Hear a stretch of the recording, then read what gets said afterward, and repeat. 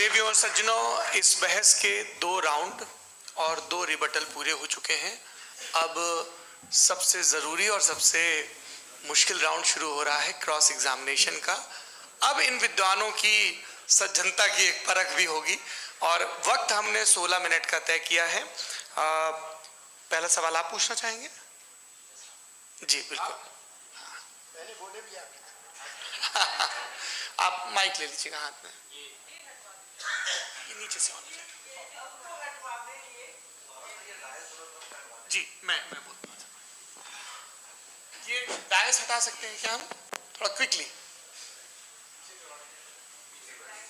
DISE पीछे कर दीजिए बस थोड़ा सा, है ताकि ये जो दाएं बाएं लोग बैठे हैं इसे हटा ही दीजिए। अब हम वहां तो जाने वाले नहीं। आराम से आराम से दोनों तरफ से हटा दीजिए।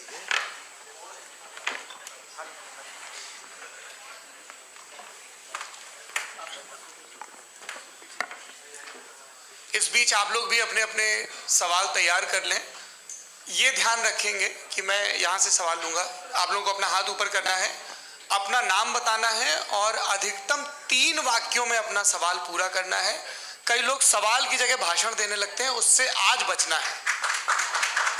जी मुफ्ती साहब, पहला सवाल आपका, 16 मिनट है, हम दोनों लोगों के सवाल लेंगे। जी जी बहुत शुक्रिया। आपकी जो अभी बात हुई बहुत अहम थी, मैं इसको चाहूँगा कि आगे डिस्कस करूँ, लेकिन चूँकि अभी ये वो सेगमेंट है क्रॉस एग्जामिनेशन, तो सबसे पहला सवाल आपसे ये है कि जो मैं इतनी देर से कॉन्टिंजेंसी आर्ग्यूमेंट आपको बता रहा था, ये अकल से ही बता रहा था। हजरत आप ये बताएं कि आप इन्फिनिट रिग्रेस ऑफ कॉजेस को पॉसिबल मानते हैं या नेसेसरी बीइंग के एग्जिस्टेंस को सही समझते हैं? चूंकि 2 ही ऑप्शन हो सकता है, आप ये बताएं। देखिए, आपको मैं ईमानदारी से बात करूं, एक तो मैं कॉन्टिजेंसी वर्ड ठीक से समझता हूं और इस वक्त भी जो आपने अंग्रेजी के अल्फाज इस्तेमाल किए वो ज़रा थोड़े से मुझे डिफ़िकल्ट और कॉम्प्लिकेटेड लगे, तो आप ज़रा सिंपल ज़बान में सवाल कर सकते हैं? बिल्कुल कर सकता हूँ। यूनिवर्स की हर चीज़ कॉन्टिंजेंट होने का मतलब ये है कि वो अपने एग्जिस्टेंस में किसी के ऊपर डिपेंडेड है। जो भी चीज़ डिपेंडेड होगी वो चीज़ इंडिपेंडेंट नहीं हो सकती, तो उसका कोई ना कोई कॉज होगा। तो अब आप क्या समझते हैं कि ये इन्फिनिट रिग्रेस है, यानी कॉज पर कॉज, कॉज पर कॉज, कॉज पर कॉज, और कभी कोई यानी ये एंडलेसली चलता रहा? क्योंकि अगर ऐसा होगा तो हम तो एग्जिस्टेंस में आते ही नहीं। लॉजिकली ये मुत्तफक अलैह चीज़ है, मुत्तफक अलैह, अग्रीड अपॉन। इस पे हमने एग्री किया था कि मुश्किल शब्द आएगा तो अर्थ बताना पड़ेगा। तो इन्फिनिट रिग्रेस तो पॉसिबल नहीं है, तो कहीं ना कहीं आपको रुकना पड़ेगा ऐसे नेसेसरी बीइंग पर। नहीं, कोई जरूरत नहीं रुकने की। किसने कहा आप रुकना पड़ेगा? आप रुकते हैं खुदा पे, आप नहीं रुकते। आप कहते हैं वो हमेशा से, जब उस वक्त से जब वक्त नहीं था। आप कहाँ रुकते हैं कि अब हुआ था वो? आप नहीं कहते। हम क्यों नहीं मान सकते कि यूनिवर्स जो है और बल्कि मल्टीवर्सेस जो है वो हमेशा से हैं, वो बनती है, बिगड़ती है। एक हमारे यहाँ एक चीज़ है ब्लैक होल, वो समेट लेता है वापस, फिर ब्लास्ट होता है, फिर फैल जाता है। और इसमें हमारी तो खैर कोई औकात ही नहीं है इंसान की। एक छोटे से जर्रे पे हम 50-60 साल की उम्र रखते हैं, जो करोड़ों अरबों साल की कायनात है उसमें, और पैदा भी नहायत ही बेहुदा वजह से हुए थे। तो इसमें ये सोचना कि इसकी वजूहात और ये क्यों है, ये डिपेंडेंट है, ये हम देख रहे हैं, क्या मालूम। आप सोचिए कि ये जो फैल रही है कायनात, ये कहाँ फैल रही है, ये कहाँ जा रही है, और ये फैल क्यों रही है? अरे बना लीजिए तुमने, रुको भैया, काफ़ी है। ये फैल क्यों रही है? ये और कौन सी कायनात जिसे मैं दूरबीन से देखता हूँ तो 2 बिलियन लाइट ईयर पे है, उससे मेरा कोई वास्ता ही नहीं है। 2 बिलियन ईयर यानी अगर मैं 80,000 माइल्स पर सेकेंड से चलूं तो 20 करोड़ साल में वहां पहुंच जाऊंगा। इसकी जरूरत क्या थी?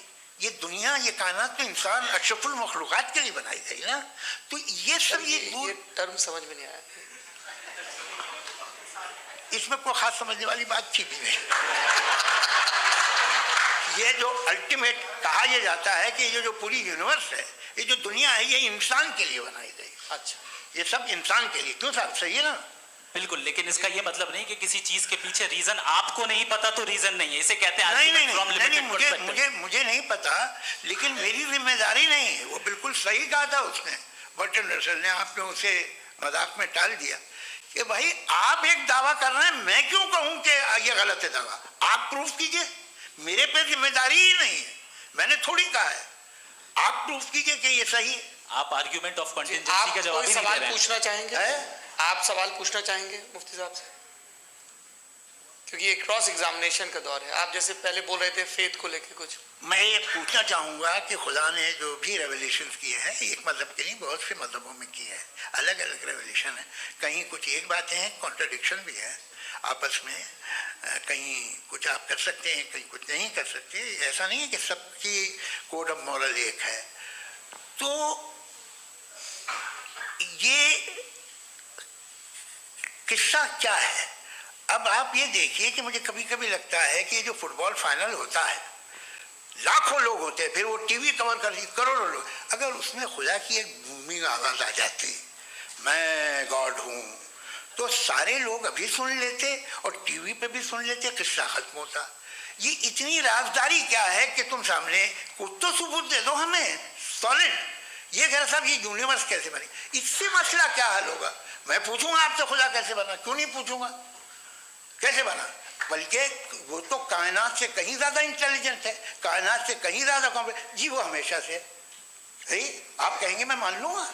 अच्छा दोयम वो कादिर मुतलक, यानी कादिर मुतलक का मतलब ओमनीपोटेंट, जो चाहे कर सकता है, आपको नौकरी दिलवा सकता है, आपकी अच्छी जगह शादी करवा सकता है, आपके पड़ोसी का मुकदमा हरवा सकता है, आपको जिता सकता है, सब काम करता है। थोड़ा सा माइक क्लोज जी। वो इस दुनिया को चला कैसे रहा है? ये दुनिया कैसे चल रही है? आपको इस पे हैरत नहीं होती? या क़यामत के बाद कभी एक जस्टिस होगा, जब ये बच्चा मर चुका होगा, जिसकी धज्जियाँ उड़ गई बम से, इसको इंसाफ मिलेगा तब? अच्छा अब जवाब दूं? हाँ दीजिए। मैं वही इसीलिए आप की तरफ। सबसे पहले आपने रेवलेशन और स्क्रिप्चर्स की बात की, इस पे मैं बात कर सकता हूं, लेकिन आज नहीं करूंगा चूंकि वक्त कम है, कभी और इस पे डिस्कस करेंगे। मैं तैयार हूं उस पे भी बात करने के लिए। ये अभी से राउंड 2 की भूमिका तय हो रही है। Does God exist round 2? जी चूंकि आज गॉड के एग्जिस्टेंस पे बात है, तो मैं उसी के रिलेटेड जो है आपके सवालात को एंटरटेन भी करूंगा और मैं भी पूछूंगा। आपने कहा कि आपने साबित ही नहीं किया, जबकि आर्ग्यूमेंट ऑफ कॉन्टिजेंसी बुनियादी आर्ग्यूमेंट है। आप मुझे कॉन्टिजेंसी का मतलब बताइए, आपका मतलब क्या कॉन्टिजेंसी? कॉन्टिजेंसी का मतलब यह हुआ कि हर वो वजूद जो किसी भी चीज का पाबंद है, हर वो वजूद या हर वो चीज जो अपने एग्जिस्टेंस में किसी भी चीज के पाबंद है और उससे बाउंड है, उसको उसकी जरूरत है, उस पर डिपेंड करती है, तो जाहिर सी बात है कि उसका कोई ना कोई कॉज होता है। ये तो अक्ल की बात है। ये आप रीजनिंग की बात करते हैं, मैं वही कर रहा हूं। दूसरी चीज आपने ये बात कही कि इतने बिलियन लाइट ईयर्स दूर है, उसका मेरा क्या लेना देना। फिर मेरे ख्याल से आपको ये नहीं कहना चाहिए I think therefore I am an atheist. आपको सोचना चाहिए, सिर्फ आप एक लिमिटेड दायरे में रहकर नहीं सोचें, बल्कि बाहर निकलकर सोचें। आपने तीसरा सवाल किया, आपने 2-3 सवाल एक साथ। ऐसी बातें ना कीजिए, कुछ लोगों को इतराज हो जाएगा आप पे कि आप कुछ भी सोचिए। ये इजाजत आपको है नहीं, मुझे है।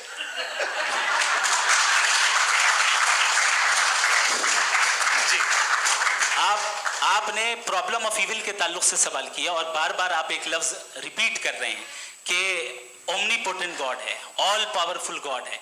यही तो दरअसल समझना है कि गॉड का कॉन्सेप्ट क्या है। प्रॉब्लम ऑफ इविल जो है, प्रॉब्लम ऑफ इविल दर हकीकत 2 असम्पशंस पर कायम है। अगर आप इन 2 असम्पशंस को समझ जाएं तो ये प्रॉब्लम नहीं रहेगी, आर्ग्यूमेंट आपको समझ में आ जाएगी कि ये कोलैप्स कर जाता है। पॉइंट नंबर 1, यानी जो आपका सबसे पहला फॉल्स असम्पशन है कि गॉड मर्सीफुल है, ओमनीपोटेंट है, दुनिया में जुल्म हो रहा है। लेकिन आपको ये समझना चाहिए कि हमारे वर्ल्ड व्यू के मुताबिक गॉड सिर्फ ओमनीपोटेंट और सिर्फ मर्सीफुल नहीं है, बल्कि वो ऑल वाइज भी है और वो ऑल नोइंग भी है। उसके हर काम के पीछे हिकमत और विजडम है। ये कोई जरूरी नहीं है कि वो हिकमत और विजडम आपको समझ में आए या मुझे समझ में आए। अगर आप जो समझ रहे हैं उसके मुताबिक आप फैसला कर रहे हैं, ये लिमिटेड पर्सपेक्टिव से आर्ग्यूमेंट है। और इस चीज को हम अपनी दुनिया में, अपने लाइफ में, डेली लाइफ में इस प्रिंसिपल को एक्सेप्ट करते हैं। हम जब किसी डॉक्टर के पास जाते हैं, डॉक्टर के पास जाकर वो अगर उसने हमें कोई दवाई दी है, तो हम ये तो नहीं कहते कि जब तक आपके पास जितना नॉलेज और जितना विजडम नहीं है, आपने क्यों ये दवाई दी है, तब तक हम इस चीज को एक्सेप्ट नहीं करेंगे। नहीं कहते, हम उसकी अथॉरिटी को तस्लीम करते हैं। क्यों? क्योंकि उसकी हम जानते हैं कि वो नॉलेजेबल है, वो विजडम वाला है। हम हमसे ज्यादा नॉलेज और हमसे ज्यादा विजडम है। बताएं सर। नहीं, डॉक्टर में और खुदा में बड़ा डिफरेंस है। डॉक्टर पढ़ा लिखा होता है, एक तो मैं उसकी बात सुनूंगा। दोयम ये नहीं, कुछ जवाब तो ये भी नहीं है सर प्लीज, आप अगर सब ऑडियंस से बोलने लगेंगे तो फिर मतलब नहीं सिविलाइज्ड बहस का। मतलब आप ये कहें कि चूंकि आप डॉक्टर पे बिलीव करते हैं इसलिए खुदा पे बिलीव कीजिए, क्या ये मिसाल आपको समझाने के लिए। आर्गुमेंट है, इस पे आपको इतराज नहीं है। तो सिंपल बात ये है कि मैं अगर ये यकीन कर लूँ कि एक ओमनीपोटेंट उसकी मसलहत है, ये जो बच्चे मर रहे हैं ये मसलहत है उसकी, मुझे नहीं चाहिए थी मसलहत। उसकी मसलहत नहीं, यही तो समझना है। मतलब एक्सपीरियंस। अच्छा, इस आपने अभी मेरी बात पूरी सुनी नहीं। मैंने कहा आपका पूरा आर्ग्यूमेंट दो फॉल्स असम्पशंस पर है। एक फॉल्स असम्पशन मैंने बता दिया, दूसरा फॉल्स असम्पशन ये है कि इस दुनिया में इविल के होने का कोई गुड रीजन नहीं है, जबकि हमारे पास बाज रीजंस मौजूद हैं, हमारे पास बाज वजूहात मौजूद हैं। अगर इस दुनिया में इविल ना हो तो आप गुड को डिफाइन कैसे करेंगे? अगर जुल्म ना हो आप इंसाफ को समझेंगे कैसे? अगर तारीकी ना हो तो आप लाइट को समझेंगे कैसे? बहुत अच्छे। अभी और सुन लें, अभी और बाकी है। ये तो बात बहुत पसंद आई साहब मुझे कि जब तक रेप ना हो तब तक औरतों की इज्जत का ख्याल आपने मेरा जवाब पूरा सुना ही नहीं। जब तक के बच्चों का कत्ल ना किया जाए तब तक आपको बच्चों की मासूमियत की इज्जत। आपने पूरा जवाब सुना ही नहीं। क्या बात है, क्या आपने नुक्ता निकाला? आपने पूरा जवाब सुना ही नहीं। आप सुन लें, मेरी बात सुन लें। ये मैंने आपको एक चीज बताई। दूसरी चीज, इस दुनिया में हम आए हैं टेस्ट के लिए, हमारा टेस्ट हो रहा है और हर इंसान का अलग अलग अंदाज में टेस्ट होता है। और इस दुनिया में अगर इविल मौजूद है तो वो इविल जरिया है हमारे अंदर ह्यूमन नोबल क्वालिटीज को डेवलप करने का और अलग अलग फील्ड में प्रोग्रेस करने का। और अगर हमारे अंदर और इस दुनिया में इविल नहीं होता तो बताइए टेस्ट का मतलब क्या होता? अगर मैं अपने स्टूडेंट को एमसीक्यूज दूं और उसमें सिर्फ राइट आंसर लिख कर दे दूं और कहूं तुम्हारा टेस्ट हो गया, ये मीनिंगलेस है। इस दुनिया में अगर हम टेस्ट के लिए आए हैं तो जाहिर है गुड एंड इविल दोनों मौजूद है। तो अगर गुड एंड इविल दोनों मौजूद है तो ये इविल भी खुदा का बनाया हुआ है? जी हाँ, खुदा का बनाया हुआ है। लेकिन अच्छा, चलो अच्छी बात। जी बिल्कुल, तो बिल्कुल खुदा ने बनाया। अभी तो ये है कि जो मेजॉरिटी है दुनिया में वो इविल है, तो ये खुदा एक्चुअली इविल के साइड पे लग रहा है मुझे। बिल्कुल भी नहीं, मैं बता मेजॉरिटी में तो वो है। क्या बात कर रहे हैं भाई आप? मैं बहुत कोई भी जो मुंसिफ होगा, चाहे आपका अपना घर हो जिसके आप सबसे बड़े हैं, चाहे आपकी ऑर्गेनाइजेशन हो जो आप चलाते हैं, वहां पर आप इविल रखेंगे साबित करने को कि बाकी लोग शरीफ हैं? मेरी बात सुन क्या ये आर्ग्यूमेंट ही गलत है? अगर कि जब तक के कोई इविल नहीं होगा तब तक के शरीफ आदमी शरीफ नहीं लगेगा। अगर एग्जामिनर गलत ऑप्शन दे रहा है तो एग्जामिनर इविल नहीं हो गया। जो गलत ऑप्शन को सेलेक्ट कर रहा है वो फेल होगा। क्रिएटर ने इविल को बनाया है लेकिन वो इविल नहीं है। अच्छा सुनिए मेरी बात, लेट मी कंप्लीट सर। जी जी। क्रिएटर ने इविल को बनाया है टेस्ट के लिए, वो इविल नहीं है। इविल वो होगा जो उसे इख्तियार करेगा। छुरी को बनाने वाला गलत नहीं होता है, छुरी का गलत इस्तेमाल करने वाला गलत होता है। रेप को कैसे गलत इस्तेमाल करते हैं? रेप इंसान के फ्री विल का नतीजा है। ये रेप कैसे गलत इस्तेमाल होता है? ये अब सुन ले, अब सुन ले। गलत इस्तेमाल होता है। हाँ मैं बता रहा हूँ ना, कैसे गलत? मैं बता रहा हूँ जी। कि जो इविल इस दुनिया में मौजूद है उसके कई सारे तरीके हैं। एक तरीका इंसान का अपना फ्री विल है। अब अगर कोई रेपिस्ट रेप कर रहा है तो इसका गॉड का कसूर नहीं है, वो अपने फ्री विल का गलत इस्तेमाल कर रहा है, उसको सजा मिलनी चाहिए। अच्छा। और उसी के लिए जहन्नम बनाई गई है। ये फ्री विल का भी बड़ा चक्कर। आप जब कोई बुरा काम करते हैं या कोई बुराई होती है तो ये कहा जाता है कि ये फ्री विल है। 7 billion free wills are moving on this planet. 7 billion free wills. और एक आदमी अपनी फ्री विल से मुझे कत्ल कर दे तो मैं खुदा की मर्जी से मरा हूँ कि इसकी फ्री विल की वजह से? मेरी मौत खुदा के हाथ है या ये फ्री विल वाले के हाथ है? खुदा ने फ्री विल का निजाम बनाया है और उस निजाम का गलत इस्तेमाल करके कोई आपको मार रहा है, इस्तेमाल करके मेरा कत्ल कर देता है। अब मेरी मौत का जिम्मेदार कौन है? वो इंसान जिम्मेदार है। वो इंसान। जी। तो ये कहना और उसको सजा मिलेगी। तो अब आप आगे चलिए कि ये तय करना कि अल्लाह ही या खुदा ही जिंदगी देता है, खुदा ही मौत देता है, ये गलत है। बिल्कुल गलत नहीं है। हाँ, नहीं, निजाम उसी ने बनाया फ्री विल का, निजाम मौत और हयात का उसी ने बनाया। You are contradicting yourself. अभी आपने कहा कि एक आदमी ने फ्री विल से आपको मार दिया, इसमें उसे फ्री विल दी गई थी, उसने गलत इस्तेमाल किया। 7 billion free wills are moving on this planet, और आप चाह रहे हैं कि मैं सिर्फ खुदा का ध्यान करूं। ये 7 बिलियन फ्री विल्स को मुझे लुक आफ्टर करना पड़ेगा कि नहीं? ये तो तबाहियां कर रही हैं और तबाहियां ज्यादा हो रही हैं। बिल्कुल। तो अगर आप बताएं अगर खुदा नहीं है फॉर एग्जाम्पल, तो आप इविल को कैसे डिसाइड करेंगे? यानी how can you define evil objectively without God? देखिए, दुनिया में 2 तरह के जानवर हैं, एक जो अकेले रहते हैं जंगल में और एक जो ग्रुप्स में रहते हैं। ग्रुप में जो भी रहेगा, चाहे वो आपका फाउंडेशन हो, चाहे कोई क्लब हो, चाहे कोई पॉलिटिकल पार्टी हो, चाहे कोई यूनिट हो, उसमें आपको इंटरैक्ट करने के रूल बनाने पड़ेंगे। यानी लोग तय करेंगे। लोग तय करेंगे। अगर लोगों ने ये तय किया कि किसी का रेप करना सही है, आप जस्टिफाई करेंगे? नहीं, आपका फाउंडेशन तो ये हो गया ना कि लोग ही विल डिसाइड करेंगे। नहीं, अरे दुनिया में ऐसे ग्रुप्स हैं जो रेप को जायज मानते हैं सर्टेन हालात में। मैं डिटेल में नहीं जानूंगा, आप ही जानते हैं। ये जो आईसिस वाले थे, इन्होंने क्या किया था, तो उन्होंने क्या किया उसका खुदा से कोई ताल्लुक नहीं है सर। मैंने सिंपल सवाल किया कि इविल को आप डिफाइन करते कैसे हैं? आइए वापस आइए जी। आप साथ में तभी रह सकते हैं जब कुछ आप ऐसे उसूल डेवलप करें जिसमें हर एक का बेसिक तहफ़्फ़ुज़, हर एक का बेसिक राइट हो और हर एक को कोई आराम मिले। यही तरीका है किसी भी ऑर्गेनाइजेशन जिसमें एक से ज़्यादा लोग हैं और वो ऐसे चलती है ज़िंदगी। उसमें अगर आप गड़बड़ करेंगे तो तबाही होगी, नुकसान होगा, बर्बादियाँ आएंगी। और अगर उसमें आप घर ले लीजिए ना, एक हस्बैंड है, एक वाइफ है, बच्चे हैं, वालदा भी हैं, 2 बहनें भी हैं, एक भाई भी है। अब इसमें कोई निज़ाम आपको चाहिए साथ में रहने का, और एक दूसरे पे भरोसा रहे, एक दूसरे के बहीख्वाह हों, एक दूसरे की मदद करें, ऐसी जिंदगी। सर आपकी बात आ गई। आप ये कह रहे हैं कि लोग डिसाइड करेंगे क्या सही है क्या गलत है, यही है? मेजॉरिटी डिसाइड करेगी क्या सही है क्या गलत है? अरे भाई बिल्कुल। मेजॉरिटी अगर ये कहे कि नाजी जर्मनी के साथ जिस तरह मेजॉरिटी थी कि जेनोसाइड करना सही, आप जस्टिफाई करेंगे? उस वक्त आपका ये सवाल सिर्फ उसके बाद क्लोजिंग। हाँ, उस वक्त प्लेनेट पे जो लोग थे, उनमें कितने लोग हिटलर को सही समझते? अच्छा, प्लेनेट की मेजॉरिटी तय करेगी, सोसाइटी की नहीं। प्लेनेट की मेजॉरिटी गॉड के एग्जिस्टेंस को सही मानती है, आप क्यों नहीं मानते?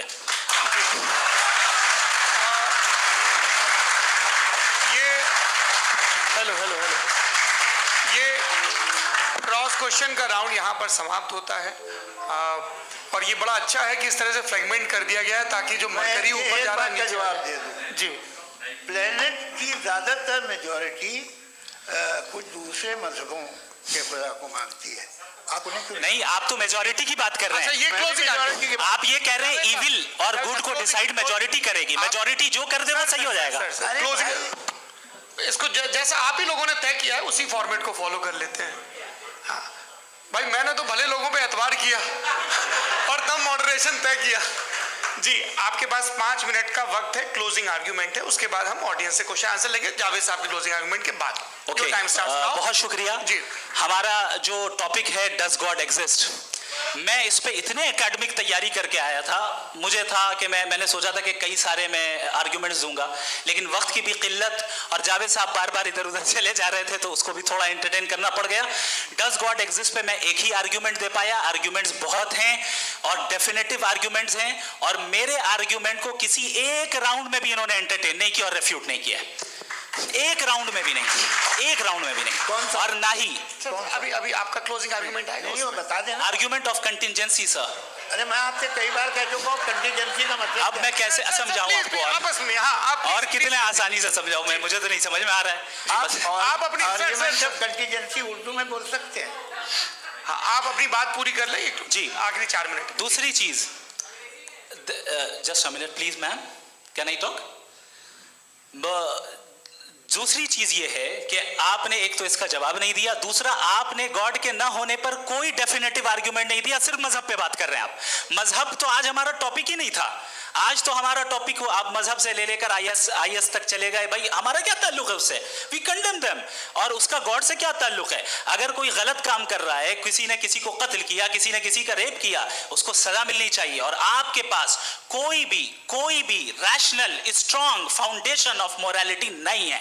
आपने कहा कि मेजॉरिटी तय करेगी सोसाइटी की, वो सही होगा। मैंने कहा हिटलर को फिर आप सही कहेंगे, नहीं नहीं नहीं नहीं, प्लैनेट की सोसाइटी की मेजॉरिटी तय करेगी। तो प्लैनेट की मेजॉरिटी गॉड के एग्जिस्टेंस को मानती है, आप कह रहे हैं ये रिलीजियस है। तो यानी आपके पास कोई स्ट्रॉन्ग फाउंडेशन नहीं है ऑब्जेक्टिव मोरालिटी का। ऑब्जेक्टिव मोरालिटी का अगर कोई फाउंडेशन है तो वो सिर्फ गॉड है, गॉड है, गॉड है। थैंक यू जी। ये मुफ्ती शमाइल नदवी साहब का क्लोजिंग आर्ग्यूमेंट था। अब हमारे पास जी जी ये बड़ा अच्छा है कि दोनों लोगों को मॉडरेटर से शिकायत भी और बोल रहे भाई हमारी शाबाशी भी तो करते चलो। अब मेरी बात जी, आपके पास जावेद अख्तर साहब 5 मिनट का वक्त है, ये आपका क्लोजिंग आर्ग्यूमेंट है, टाइम रीसेट कर दें जी। देखिए, बहुत सारी बातें हैं। गॉड का डेफिनेशन दुनिया के किसी भी रिलीजन में है कि वो ओमनीपोटेंट है, ओमनीप्रेजेंट है, he is just, he is kind, he loves you and so on. मैं जब दुनिया देखता हूँ तो मुझे कोई ऐसा सुप्रीम पावर यहाँ दिखाई नहीं देती है जो इंसान की बहबूदी के लिए कुछ कर रही हो, कमज़ोर को बचा रही हो, मदद कर रही हो, जालिम को पीछे हटा रही हो। मैं नहीं देखा, तारीख में नहीं। एक तो अगर है और ये देख रहा है तमाशा, तो उसका होना न होना बराबर है। दोयम ये कि ये जो है, जब आप ये कहते हैं कि कायनात जिसकी कंटीजेंसी है, मैं देखिए वो लफ्ज़ इस्तेमाल किया मैं, तो ये कैसे हो सकती है भाई? और फौरन आप सरेंडर कर देते हैं कि जाहिर है कि इसका बनाने वाला तो इससे 10,000 गुना था कॉम्प्लिकेटेड होगा। उस पर आपके होने पे कोई इतराज नहीं है। उसे वो टाइमलेस है, वो पहले से था, टाइम तो बहुत बाद में आया। ये सब आप मानने को तैयार है जिसका आपके पास कोई सबूत नहीं, आपके पास कोई रीजन नहीं। आपकी तारीख क्या है मजहबों की? बिलीफ की, जो खुदाओं का बिलीफ है, ये कॉन्स्टेंटली गलत साबित होता रहा है। मतलब आप कहें कि अरिस्टोटल के ज़माने में तो सब जाहिल थे, वो भी इतने ही यकीन से खुदा पे यकीन रखते थे, जो अब नहीं रहा। ये भी नहीं रहेगा, आप लिख लीजिए। और इसके आसार आपको दुनिया में दिखाई देना शुरू हो चुके हैं। ये बहस क्या आज से 100 साल पहले इस तरह हो सकती थी? यहाँ तक तो आपको हम ले आए हैं। तो सर अरे इनको मदद की जरूरत नहीं भाई, ये सेल्फ सफिशिएंट आदमी है, आप क्यों इनकी मदद कर रहे हैं? Sir please. तो ये जो है तमाम बातें अपनी जगह हैं। ये एक पैकेज है। आप अकेले, कोई आदमी ऐसा नहीं जो सिर्फ गॉड को मानता हो, उसके साथ बहुत पैराफर्नेलिया आता है, अलग अलग पैराफर्नेलिया आते हैं। They have always created chaos in the society. मैं तो आपको सीधा ऑफर देता हूँ कि दुनिया में 10 इम्पॉर्टेंट बिलीव्स हैं। आप एक मानते हैं, 9 नहीं मानते, 9 में आप एथियस्ट हैं, 9 को आप बिल्कुल रीजनेबली मेरी तरह देखते हैं। तो 90 मजहबी आदमी भी 90% एथियस्ट है, वो दूसरे खुदा नहीं मानता, एक खुदा मानता है अपना वाला, बाकियों को कहता है गलत है। अगर आप मानना ही बंद कर दें तो आपका 10% चांस है कि आप सही हैं और 90% चांस है कि आप गलत हैं।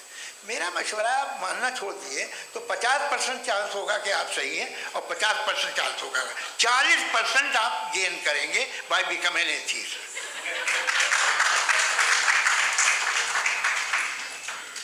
ये एक फरसूदा ख्याल है, ये खत्म हो रहा है। हो सकता है मेरी ज़िंदगी में ना हो, लेकिन ये हो जाएगा।